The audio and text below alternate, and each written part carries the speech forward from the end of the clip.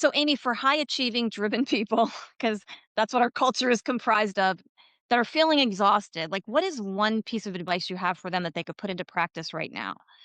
I would say this is, you know, overwhelm is the emotion I'm grateful for because it brings people to me, I would say. But Yeah. that doesn't mean I want anybody to feel overwhelmed, but overwhelm is the one that we can take control of real quick. And the one of the best ways to tackle overwhelm is to decide, you know what? I'm not going to do it all.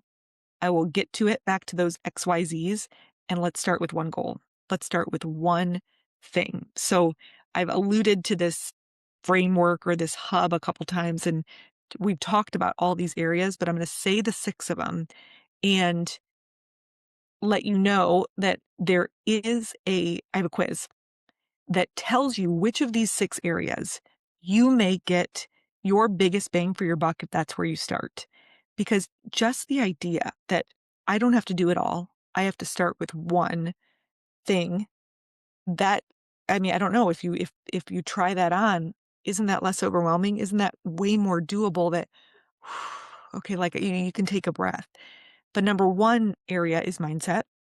Now, mindset is in all of it, but it does get its own area because if we feel really stuck, if you notice that your thinking is always about what is going wrong or what you can't do, or it's okay that's even normal. I hate to say it's normal, but a lot of us are really focused on what the disease has taken from us, the feeling of fear, the feeling of added fatigue because of how much you're worrying about the disease.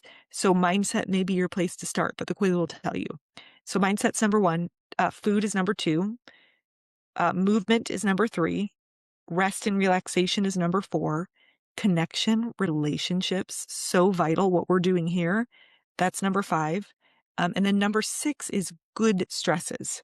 So that could be like fasting that we talked about, hot and cold, even cognitive good stresses or emotional good stresses. So that one's the one that not many people are talking about, but just the fact that you could set a goal and to learn how to go after it, that's a good stress that your body will like the challenge. It's like the idea that we could do something hard for the benefit of getting stronger on the other side. So my if you're out there and like you are overwhelmed, you are tired, give yourself permission to start in one place. Start with one lifestyle change that you have a hunch could help you feel good.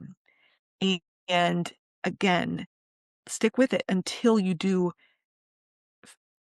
make yourself proud that you were able to do it and get the resources. Reach out for support that you need because when we start to get that momentum, then that builds up our confidence to keep going and we can start to see these wins start to pile up.